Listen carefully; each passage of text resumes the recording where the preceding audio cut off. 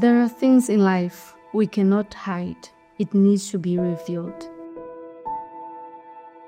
My mother, she left me with friends to be raised by them. I was vulnerable, so everything that they used to offer me, I was there accepting because I wanted to fit in. They offered me alcohol to drink. I was 6 years old, more or less, and I accepted.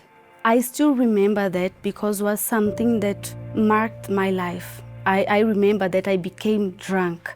My body was developing, so men, they used to touch me because I was so lonely that everybody I used to talk to, I would believe in everybody's friendship, but it was otherwise. They used to take advantage to touch my body.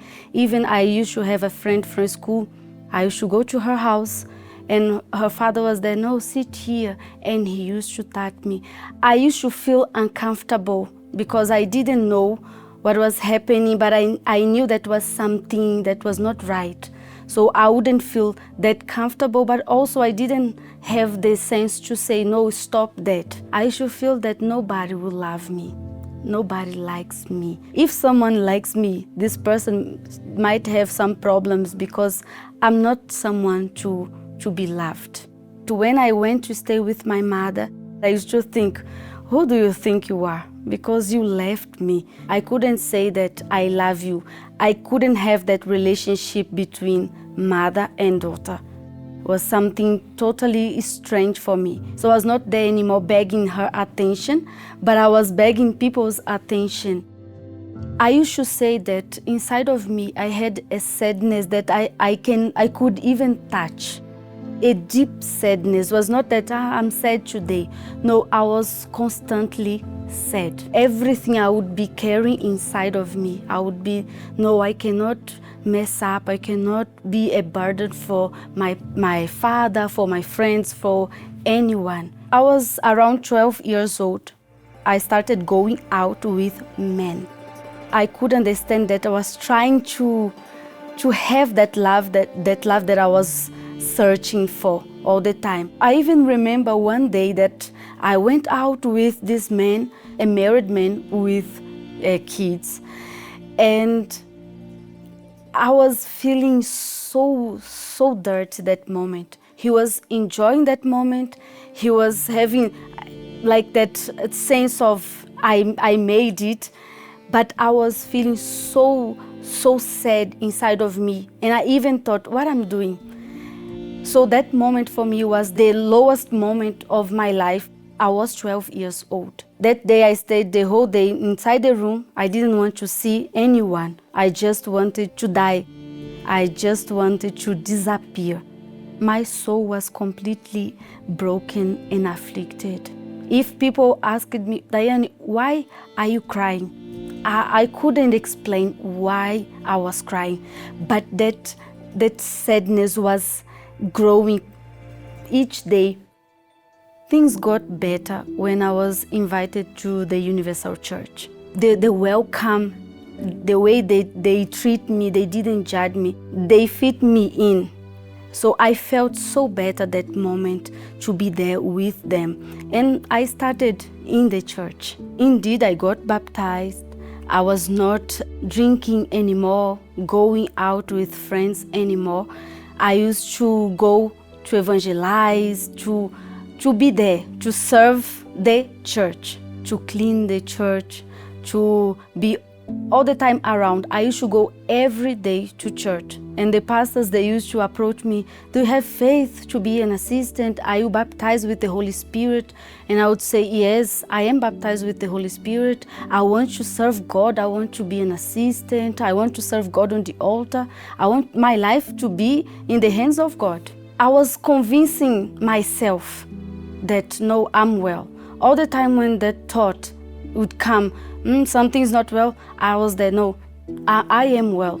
I live by faith, I am well. Finally, I became an assistant. It was what I desired the most at that moment. Deep inside, I was not happy. I was not complete. This is something interesting because when I speak to you now, And I try to remember the day that I was really counseling someone. The void, the emptiness, it was still there, in growing. I used to avoid to search inside of me because I knew that deep inside, I didn't have the Holy Spirit. I can even show you some pictures. When I was raised, I was so happy, but inside, deep, no, I was not happy. To go to church, I was already shaking. Before arriving the church, I was already like nervous. Today's Friday. When the strong prayer would start, I used to look for a baby, someone, and take and go to the Sunday school. Because the whole church, they used to comment about me. No, Daiane, you see, she is in faith. Look, the way she arrived in the church and how is she today. She overcame. Her testimony is helping people. So I couldn't show otherwise. I should be very close to the pastors. No, pastor, I'm here. If you need anything, you can count on me. I was staying close to the church. So all the time, even though I was studying and working, I was to pass by the church just to make sure that the pastor would see me there. I was an attention seeker. So I started involving myself with relationship inside the church. I wanted to serve God on the altar, to be a pastor's wife. I was running after my own will. Everything was about me. People seeing me. It was not about God. I dated an auxiliary pastor. So that was the worst point of being an assistant and not well. I even prayed. I said, my God, I want to date this pastor. I like him and I want to date him. I was living for him, so I stopped being myself. I made him my God. Now the focus was not serving God on the altar anymore. It was be married to a pastor. We used to touch each other. We used to have sex conversations all the time. And he asked me, can you please show your body to me? Because we're gonna get married. That moment I was just feeling like he loves me. He wants to be with me. I'll get married to him. On the day that he came to me and he said, no, I want to break up with you. I begged him, please don't break up with me. He left me, we broke up. That moment I was completely broke. First I wanted to disappear because I placed all my expectation on that relationship. After the breakup, I was so sad. My soul was afflicted. I didn't have the desire to go to church. I didn't have the desire to see people. I felt like I failed again, going to pornography, to involve myself with the bad thoughts that was there before. So now I understand that what happened back there is because I was doing my will. It was not the will of God. For that reason, I was not succeeding in that relationship and in nothing that I was doing that time. The turning point was after so long time without even reading the Bible. I decided to read, to try to hear God's voice. Please, may I have my Bible? And reading the Bible, God spoke to me through this verse that is here in Proverbs 27:7 that says, a satisfied soul loathes the honeycomb, but a hungry soul, every bitter thing is sweet. From that moment, I understood that my soul was bitter.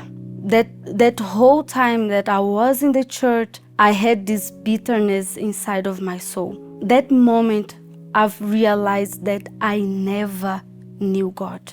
When I saw that I was lost, I didn't care anymore what people would say about me. I just wanted to know God really in truth. I started afresh. I looked for the pastor to confess, to tell the pastor what I did. And the second step, I got baptized. Even though everyone in the church knew me, I didn't care. I got baptized. I decided to abandon that life. So I know that baptism was the one was the valid one because I took that decision without emotion. I wanted to show to God that I was living that life. The next step was when the campaign of Israel was introduced. I told myself, this time I won't do my will. I asked God, my God, what do you want from me in this campaign? I want to give my life. I want to surrender on the altar my life completely. When I went to the altar to give my sacrifice, I told God, my God, I didn't even put a request inside. I told God, my God, from now on, it's your will. Here I am without masks, without pretending. I just want to do your will as you want. I don't want to, I was not even worried about if I would be an assistant again. I just wanted God to do His will in my life. I was thirsty for that. That's what I want. I left aside my thoughts, my will, my desires, just to focus on the will of God. After I placed my sacrifice on the altar, the pastor that day, he called those who were broken to approach the altar. And I went. That moment, I spoke to God. I told my God, I'm here as I am, without masks, without pretense. You know that I've been trying to find this love, trying to find relief in different ways, but I didn't. And I've been even pretending to myself that I'm well. But now I'm here and I recognize, I told God, I depend on you, I need you, because if you don't come upon me, truly, I won't be able to make it. I'll fail again. And I told God, my God, show to me the real love, the love that I've been looking for. And that moment I told Him, my God, this is my real me. I'm showing to you who I am. Come to me. Come and fill me with your Holy Spirit. I want to know you. I want to have this love. In that moment, the Holy Spirit came upon me. And I was filled of joy, but it was not that joy that we have that sensation, that emotion. No, it was something deep. In that moment, I was deeply loved by God. I didn't have the emptiness anymore. I looked at myself, I looked inside. I was not finding that sadness anymore. The Holy Spirit, He came upon me in a way that the sensation was that was only me and God alone in that hall. Nobody else was there. And for the first time in my life, God, He spoke to me. I love you. The love that I was looking for long time, He confirmed to me, I loved you. The Holy Spirit, He was inside of me. Everything was transformed. And you can even ask me, how do you have this assurance? He is inside of me. I know that God, He is with me. He completed my life. He gave me everything that it was according to His will. Once you are sincere to Him, you leave all the pretense, you will find this transformation that I found. For someone that never thought that would be loved, I got married. God blessed me with a marriage. I'm well married. I serve God. But it's not about only serving, doing things. It's about serving God according to His will. So today I serve God, I'm married, but the most important thing for me is my salvation, is the assurance that God, He is with me.